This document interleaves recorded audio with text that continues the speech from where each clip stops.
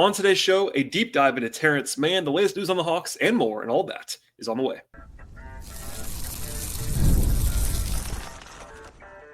You are Locked On Hawks, your daily Atlanta Hawks podcast. Part of the Locked On Podcast Network. Your team every day. Hello, friends. Welcome to episode 1908 of the Locked On Hawks podcast. I am your host, Rowland, coming to you on a Sunday evening into Monday. And today's show is brought to you by the folks at FanDuel Sportsbook. Right now, if you're a new customer at FanDuel, you actually get $150 in terms of dollars in bonus bets if your first $5 bet wins at FanDuel. I also want to encourage you at the top of the podcast to make us your first listen each and every day here at Locked On Hawks. Check us out and subscribe to the podcast anywhere you find your podcast. We are on Apple. We're on Spotify. We're also on YouTube. So please like this video as you are watching it. And please help us spread the word by telling your friends and family about the podcast. Later on, I will be joined by Robert Flom to talk about Terance Mann in deep dive fashion, one of the newly acquired players for the Hawks. Before that, though, a little bit of news-ish stuff at the top of the podcast. One thing that happens not very often in the NBA happened in the last couple of days, and it actually impacts the Hawks to some degree. An NBA trade was rescinded over the weekend due to medical complications, and that happened with Mark Williams and the Lakers and the Hornets this weekend. Obviously, it has a Hawks related storyline here, obviously, or I wouldn't be bringing it up on the podcast, but the Hawks, once again, as a reminder, if you don't know this already, the Hawks have the Lakers unprotected first-round pick in 2025, so only about 4 months from now. That pick has not exactly increased in value in recent days because the Lakers are 31-19 right now, which is well ahead of projections for them this year, including 11-2 in the last 13 games. That's unfortunate for the Hawks. Also, by the way, in a really kind of brutal situation for the Hawks, the Lakers are basically a 500 team under the hood. Their point differential is like 26-24 right now, and they're 31-19. So kind of unlucky there. No matter what, obviously, the dream outcomes probably are not on the table anymore for Atlanta with that pick. But this still matters quite a bit. I saw people saying, well, it doesn't matter anymore. The Lakers are winning games. Yes, I get that. But it does matter because, look, the Lakers could be picking 25th or 16th, 17th. And that's a meaningful difference. If you try to trade up from 25 to 17 in June, it will cost you real capital. So this does matter for the Hawks in the short term. And basically, the Lakers used almost all of their remaining trade capital to get Mark Williams. He had injury concerns already, but now he's not going to be there at all. And this is post-deadline, so the Lakers are going to have a situation at center with like Jackson Hayes and Trey Jemison, Christian Wood when he comes back, Markieff Morris. Like, it's pretty dire for the Lakers in the front court right now. They're still talented. They have LeBron and Luka. I get all that, but it's still meaningfully different situationally. And from a Hawks standpoint, it is good news that Williams didn't get there and the deadline is not passed. So, look, the Lakers always get buyout guys, but there's not a Mark Williams on the buyout market. Let's just say that. So they might find somebody, but he won't be like that kind of player that arrives. So, look, this is a small win for the Hawks. It's not a huge monumental thing. But on the margins, it's probably pretty good news. I got questions about this over the weekend. It is good news for the Hawks. You don't obviously want to wish ill on anybody, including Mark Williams, who hopefully will be healthy in Charlotte and get his value back. But at the same time, in the short term, it is a small boost for the Hawks, just to answer that question. And look, the Lakers are only 3 games ahead of the play-in right now. So, like, they're still in doubt of falling, probably not all the way out of the mix, but certainly at least potentially into the 5, 6, 7, 8 range in the West, which would be meaningfully different than where they are right now. Before we get to Robert, I also want to just quickly preview the game that the Hawks are playing on Monday as you listen to this podcast Monday evening. On paper, a very normal division game for the Hawks in Orlando. It's actually an early start as a PSA. It's a 7 o'clock game down in Orlando. But also, this is just very odd for one reason. It's because the Hawks and Magic play 4 times per year because they're division rivals in the Southeast, and they haven't played yet. This is game 54 for the Hawks. So they have 4 games against Orlando in their final 29 games. That's not normal. Usually you will have played, occasionally they cluster up a little bit. Like the Wizards, for example, who the Hawks are also division rivals with, have now played all 4 of their games against the Hawks. They're now done before the Hawks play the Magic at all. That's very just strange scheduling. The Magic are really a polarized team. They are elite defensively, and I do mean elite, like top 3 in the league defensively, and they're also bottom 3 in the league in offense, which is a split that you don't often see. for like a 500-ish basketball team. It's usually like they're kind of good on one end of the floor, but Orlando is elite defensively and bad offensively this year.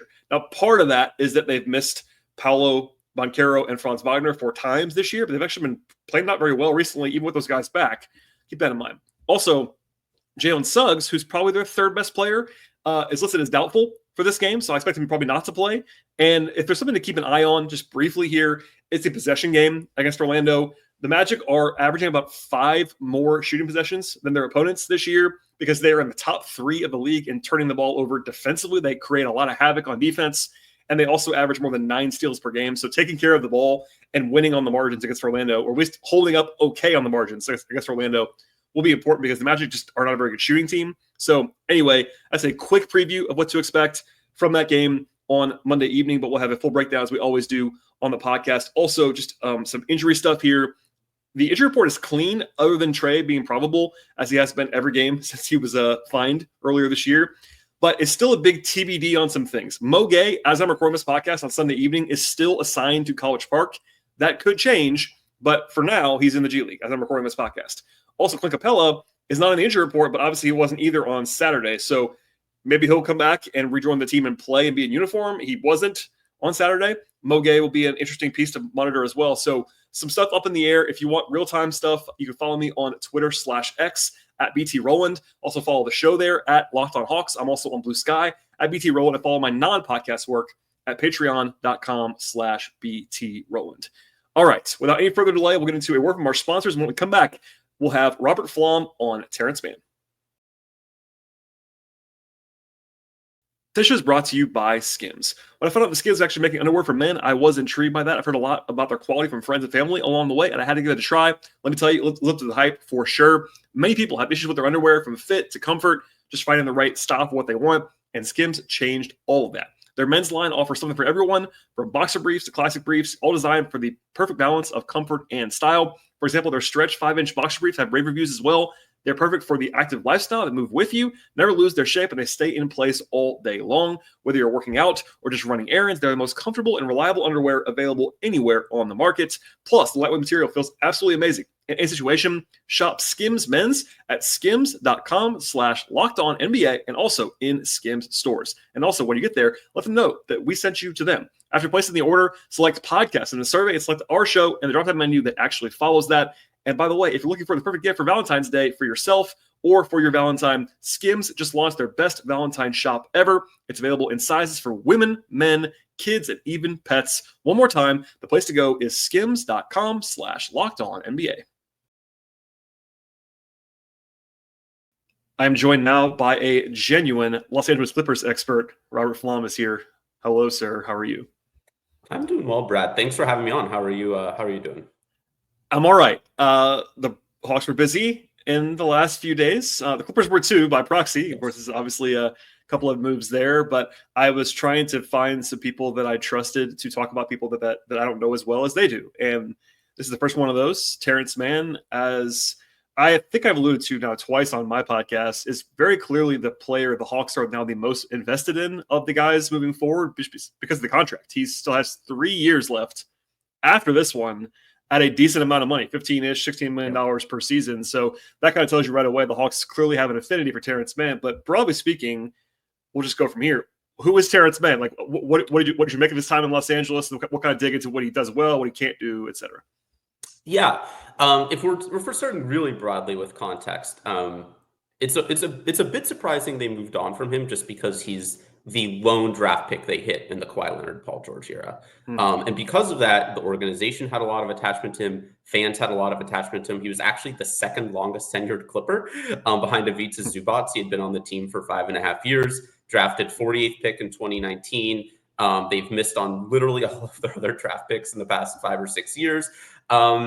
And he was a fan favorite for a good reason. He's a guy who obviously had low expectations as a pretty late second round pick. He was an older rookie, did not seem like there was a ton of upside. He'd be kind of this pure energy hustle guy. And he developed into quite a lot more. I think, unfortunately, there were some expectations that were raised when he was really good in his second year that were not quite met throughout the rest of his tenure.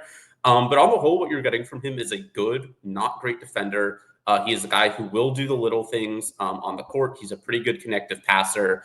The rebounding, considering his size and athleticism, is a little bit not what you want. I love rebounding from non-big men positions. It's something I care about maybe more than a ton of other people. I wish he was a better rebounder. He's an amazing finisher. It was something that was flashed all the way back at Florida State. His numbers finishing in college were incredible, and he's been an incredible finisher at the rim. He doesn't do anything fancy. You won't see like some of those crazy Kyrie Irving, Steph Curry type finishes, but he is really good at finishing through contact. On open threes, I'm generally pretty confident, on catch and shoot open threes that he will hit them. So those are some strengths. The weaknesses, I think there are two, and they're pretty connected. One is the three-point shooting has never really developed beyond open catch and shoots. He's a guy who, like, in terms of his three-point rate, in terms of percentage, has not changed that much since, like, his second year in the league. The Clippers have really wanted him to be more confident and take more threes, take more semi-contested threes. He's, like, a good shooter. All of the touch indicators are that he's a good shooter. It's just he just has never been comfortable taking contested threes, taking threes off of like movement or anything like that. That's not really a Terance thing. And related to that is he's just not aggressive enough. Like, he's a guy who has skill. He's a great finisher. His handle, sometimes he flashes and it's like, he can really handle the ball. He's a guy who could be like a secondary creator, playmaker type, and just does not have that little instinct, I guess, that you like in the best NBA players to really be aggressive and seek their own shot. So that's some pretty broad stuff. I can certainly go more in depth on some of that, but he's a good rotation player who, like, unfortunately was never able to really develop into more than that. Yeah, no, that makes total sense. And, that's kind of how I've described him, broadly speaking, is like, and all three of the guys the Hawks brought in, honestly, which two of them are not guys you covered, but I've just been saying, look, these guys are all rotation players, and they've all been, I would say, proven guys on pretty good teams. Terance has played in the playoffs multiple times. It's one of those things where they're not, the sexiest names in the world, but they are guys who are necessarily relatable. I want to ask you about his defense first, actually. You talked about him being good, not great. That's kind of the rep that I've gotten with him as well. He's not the biggest guy, 6'5", maybe 6'4", 6'5", something like that. But also has scaled up, has played some big man roles and at times with the Clippers, obviously intentionally playing smaller lineups there. But what do you actually think, like, the best role for Terance Mann is defensively? Because the Hawks do have a stopper in Dyson Daniels already. And I'm a little bit, actually, this might be for later, I don't love the Terance Mann, Dyson Daniels pairing very much. Those guys kind of overlap, and Dyson's just better than Terance. But I do want to, is he a stopper? Is that his best role, or is he someone that's better as a secondary defender? I would say definitely secondary defender, but he is somebody who's very matchup specific. You hit on really the main frustration, I think, that he probably had with his time on the Clippers and that fans had, which is the Clippers never really knew what to do with him. And specifically Coach Ty Lue, that when they drafted him, they notoriously said he was going to be a point guard. They wanted to develop him as a point guard. They kind of tried that his rookie year, shifted away from that into more of a wing role, which based on his size, I would say he's a pretty solid 6'5", maybe even a little taller. He's pretty solid size for like a wing in today's NBA. And then like in 2023, Reggie Jackson and John Wall were both disasters that year. They shifted him back into being a point guard again, and he was really good, and the team was really good until every star and the coaching staff clamored for Russell Westbrook. Terance was demoted again, and things were unfortunately never quite the same. We mentioned on our podcast that was like really the inflection point where it seemed like Terance could have become a truly core member of the team and did not, and a lot of it had to do with the Russell Westbrook addition. In terms of specifically defense, I would say he's better on wings than point of attack. The Clippers have been really old for the entirety of the Kawhi Leonard, Paul George era. So like by the fact that he was like in his mid-20s and like a pretty good defender, he oftentimes was asked to do point of attack. I would say that's not really his best role, but they've used him as a small ball center. As you said, that's kind of both the blessing and the curse, is like he can do a lot. He's kind of like he can fit into a lot of different things. He's not great at anything, but I would say he's best at guarding wings. And again, like there are matchup specifics. Like he's guarded Luka Doncic pretty well across 3 different playoff series. Like it's unlikely the Hawks would be playing the Lakers in a playoff series anytime soon. Something would have to go really, really well for the Atlanta Hawks in the next few years. But he is one of the better Luka Doncic defenders in the entire NBA, I would say. He is good at using his physicality. He's 6'5", he's pretty hefty. He is capable of guarding up a little bit because of that. So I'd say he's best at like 2 through 4. He can guard ones. You can play him at small ball center. That's really more on offense than on defense because he is good in the short roll. That's how the Clippers used him a lot. He's again like a pretty good handler and playmaker in space, and he can finish at the rim. So that short roll game on offense works, but like he's just too small to defend. Like he's not a Draymond Green on defense. So I would say like you can use him that way on offense if you have like another guy like a Jalen Johnson who maybe is bigger and can do some of the defending of centers. I don't know. I'm not a Hawks expert, but I would say, a 2 through 4 is really where he's going to be best. Yeah, I actually got a question from someone yesterday as you and I were talking now about his pretty low like steal rate, block rate stuff. It's funny because DeAndre Hunter is infamously an extremely low steal and blocks guy, and not that he's replacing Hunter, but he kind of is in some respects, especially defensively. I would say, is that something that Terance just like doesn't try to do a lot of? Is he more of a solid guy versus a playmaker defensively, generally speaking? Yes. I think that's a pretty conscious thing on his end. He is, at the end of the day, a very low-risk player. He does not turn the ball over much. He does not take many bad shots. He does not gamble very much on offense or on defense, and that can be frustrating at times. He has the physical tools. Like, he should be a good defensive playmaker in the sense of, like, forcing steals and blocks and stuff. It's just not something he's really done. He is just more of a solid, stay within his role, guard his guy, make smart help rotations. So yeah, he is not like a Dyson Daniels or like some of these other guys who just rack up steals. It's never been his thing. But he is a competent, to an above average defender. But yeah, it's pretty. I cannot remember many games where he had like 3 steals or things like that. It's just not part of his DNA. Today's show is brought to you by FanDuel Sportsbook. When the game tips off, the NBA action is just getting started, and there's no better way to get on the action than at FanDuel, America's #1 sportsbook. And with FanDuel, you can place live bets throughout the game, so even if you actually miss the opening tip-off or you want to bet on a fourth quarter comeback, you can stay in the action at FanDuel. The live betting feature keeps every moment of the game really exciting for you. If you're looking for bigger payouts, you actually combine your bets together for your live bets in a same-game parlay. Plus, they have offerings like over-unders, point spreads, money lines, player props and game props, and so much more. The app at FanDuel is really safe and secure as well. They cover the entire range of sports. That includes the NBA, football stuff, MLB, WNBA, hockey, golf, tennis, soccer, auto racing, when it comes to F1, NASCAR, etc., boxing, MMA, and so much more. Plus, the app is easy to use, and when you win, you get paid instantly at FanDuel. Right now, if you're a new customer at FanDuel, get $150 in bonus bets when your first $5 bet wins. Just visit FanDuel.com, join up today. And one more time, that's FanDuel.com for your shot at $150 in bonus bets if your first $5 bet wins. Make every moment more with FanDuel, official sports betting partner of the NBA. I do want to ask you about the shooting, as you brought it up earlier. The numbers look fine, career 37%, but not huge volume, which I'm glad you already brought that up because that's my question. And I don't want to make too much out of it. It's only been one game that we're talking that he's played with the Hawks. And there was this very kind of epic record scratch in that game where I can tell you, and I'm sure you're nodding your head right now, so people not watching on YouTube. Quinn Snyder's not going to like that. Even if you're not going to make it, he'd rather have you shoot it. Even guys that are worse shooters than Terance Mann, he would want to just shoot that shot. So it seems like he's not the most natural, like, let it fly guy. There's nothing wrong with the volume. It's not like super, super low volume, but he's already a low usage player. And to not be a real like on-ball creator a lot of the time, he's going to have to let threes fly. So is that something that's just like you sort of alluded to it, but is that just in his DNA? Like they're going to like coax it out of him to shoot more? Yes, that is absolutely. I mean, the Clippers have been trying for years to get, and every year it's like Terance is going to shoot more threes. We want Terance to shoot more threes. And I think not a lot of coaches. Some coaches are very risk averse. Ty Lue is exactly the same way. So I'm not again familiar with Quinn Snyder, but Ty Lue is like a very he likes guys who will shoot. It's been frustrating over the years because he overplays guys who will do that even if they're not very good. But he likes guys who are confident and will let it fly. And that has just never been Terance. I will note he and Ty Lue did not have a bad relationship. I will be curious to see how he does outside of the Clippers.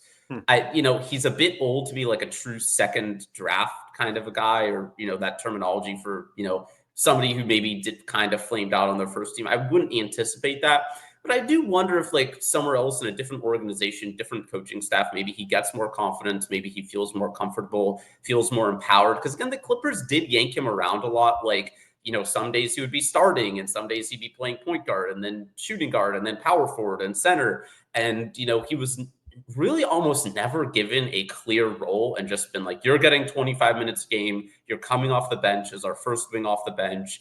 You're going to be guarding these sorts of players. That never happened for him on the Clippers. And, if that happens, I mean, maybe he is able to just get more comfortable overall. But I would say, yeah, the 3-point shooting is just, he is a good shooter. Like when you see him get an open catch and shoot three, you will feel pretty confident about him making it. You will just be, as you said, the record scratches, you will be frustrated because there will be times where he has a semi-open look that like better and more confident shooters would absolutely let fly, and he will not. And the key for Terance, I think, is just the quick decision making. So like even if he passes an open three, good Terance games will see him go to the basket. Like if he's semi-contested, that means that the defenders may be a little out of position. He has a good enough handle and, again, is a really good finisher. So in games where he's feeling aggressive, he will take that opportunity and drive, and that can lead to other playmaking or to a strong finish at the rim. The worst is when he catches it, doesn't shoot, hesitates, takes a couple dribbles, and then passes back out, and then you get the record scratch thing. So to me, like, even if he doesn't develop into like a let it fly 3-point shooter, if they can just drill into him to be more aggressive in attacking, that would be just as good, because he is good at that. He is good at attacking closeouts, but it will be frustrating. I would just bet, and you mentioned this at the very beginning, he is under contract for 3 more years. He's clearly somebody the Hawks like quite a bit. Maybe that's something they really just wanted to get to work with him on, and empower him in a way I think the Clippers never really did.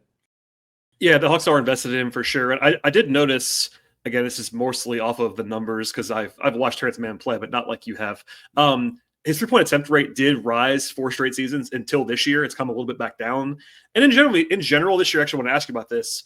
His efficiency is down this year. It's kind of been talked about and seen as like a down year for him so far. He's not at the age where like you expect that to always be the case. He's still only 28 years old, but it's basically been the 2-point shooting. Like he's actually, I think it's 50% from 2 this year after being like in the 60-ish range the previous couple of years. Is there any reason for that? Is it variance? Like, what do you think that actually has happened so far this season to have the Clippers, make this choice? Obviously, they got incentivized with draft picks and stuff to do this. Yeah. But was there a reason why he's kind of having a down season?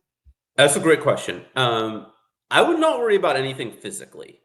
He is just as athletic. He looks the exact same. So I would say it's a mix of variance. I would say the Clippers as a whole have been very bad on offense most of this year, because they have very little spacing. That's part of the reason why they made this trade, is because the offense was just not doing great. They needed more shooting.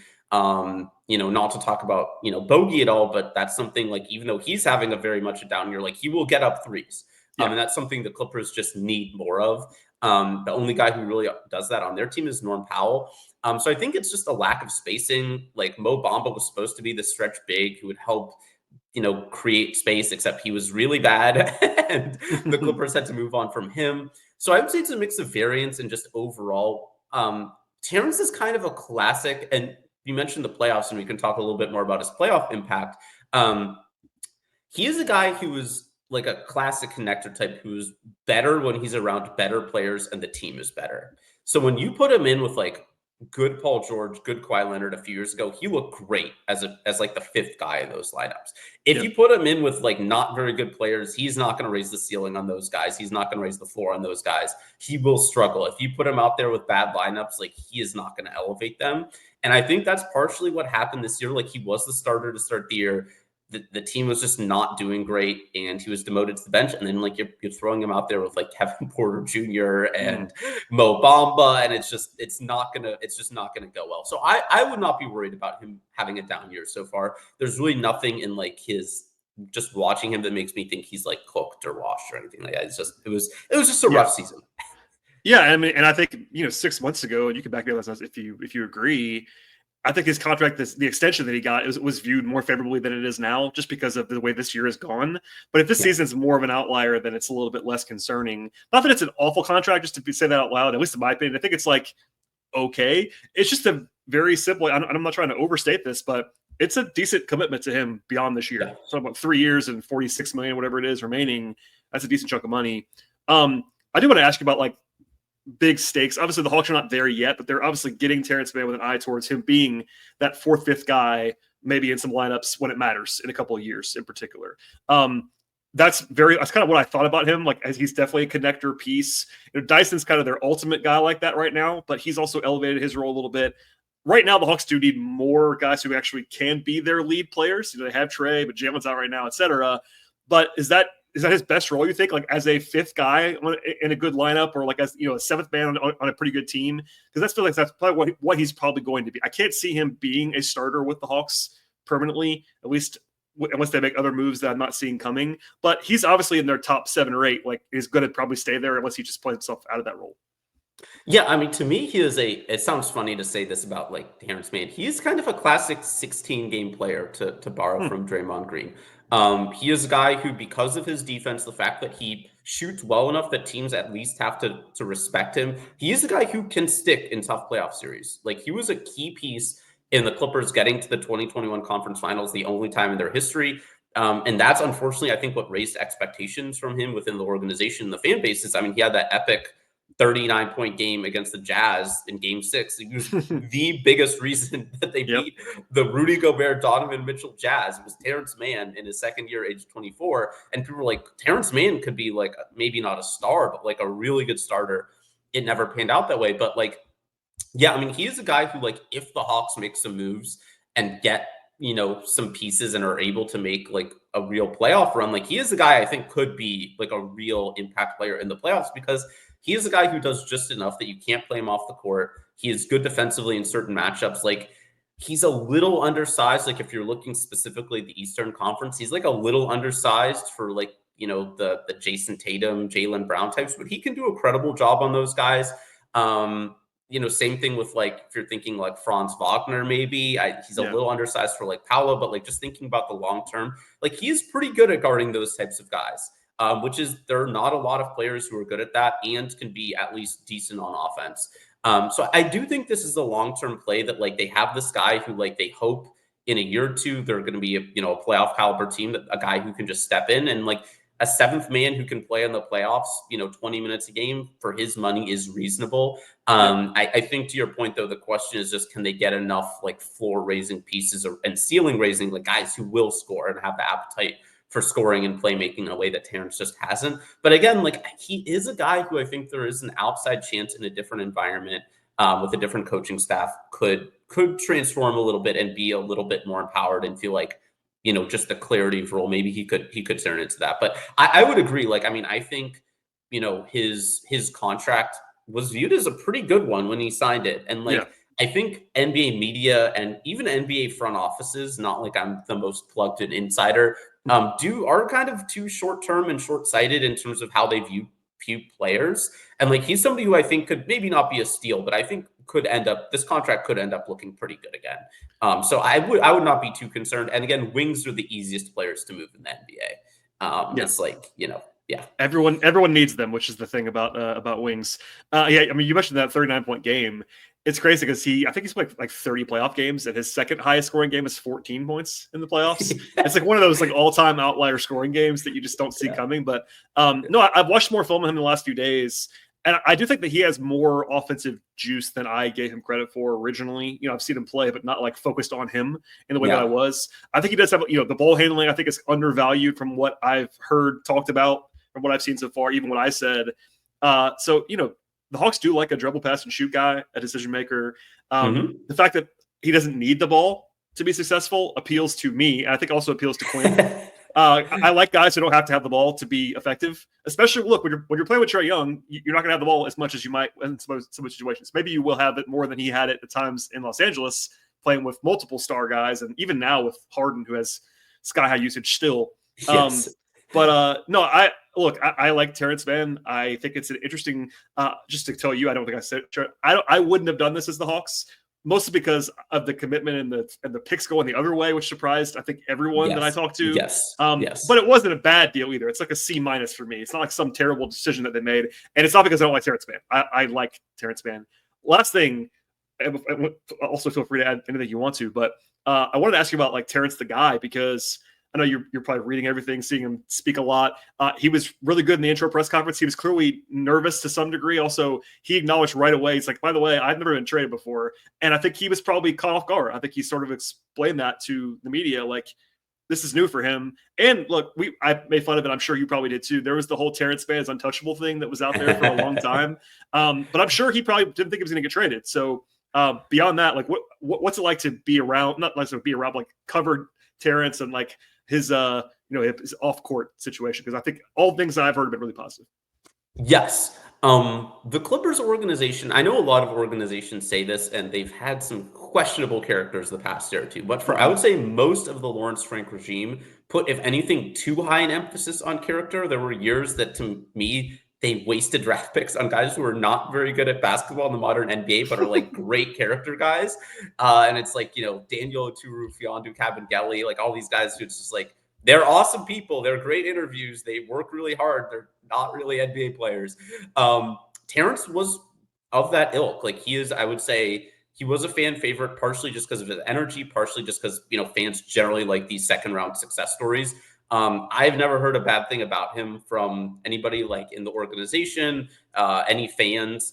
He's very good with fans. He is good in the media. I wouldn't say he'll give any crazy, like insightful or like off the wall quotes. Like he's not gonna be a guy who like probably drives a ton of stories with like really interesting or like funny things, but like he's very good. He has been open about like being yanked around by the Clippers a little bit in a way that like he did not throw anybody under the bus or criticize the coaching staff. Was just very open about like, yeah, it's tough having to adjust to all this and be in all these different roles, but like just doing what he's asked to do. The Clippers organization loved him, and I think that's probably why he was a little bit surprised, even though he was on the outs in the rotation. Just the entire team really liked him.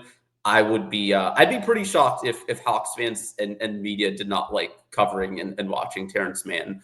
I don't think he's going to be like wow, this guy is the most incredible person. I mean, you're familiar with Lou Williams. He's not a Lou Williams type of quote. We dealt with Lou as well, but yeah, he's not like that, but he is a very friendly, personable guy. And I imagine, people will really like having him around the team.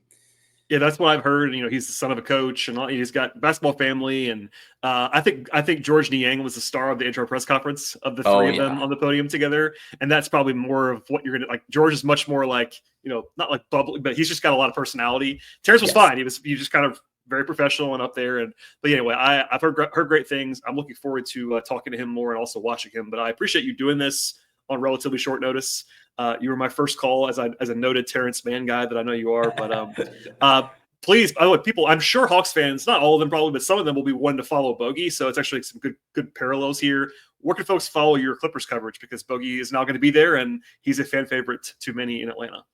Yeah, so the site that I run and now pretty much exclusively write for is 213 Hoops, named after the departed 213 era of Kawhi Leonard and Paul George. And the podcast associated with the site is the Law of the Jam, the podcast. Those are really the two main places. I'm on Twitter and Blue Sky at Rich Homie Flom, a reference that is becoming more and more outdated every year, but RIP to the god. That's it. I wouldn't say I'm a particularly interesting social media follow, but if you want to see me tweet I will be tweeting about Bogey. I've long been a fan. I'm excited to watch him. So I'm sure be saying a lot of positive things about him. So if you're a fan, I will be there. They should be following you. It's also an all-time great Twitter handle, which I'm glad you mentioned because it really is a great one. So hopefully people will check out your work. No, thanks, Robert, for doing this, man. I very much appreciate it. As for everybody else, please subscribe to this podcast anywhere you find podcasts, Apple, Spotify, etc. And we'll see everybody next time.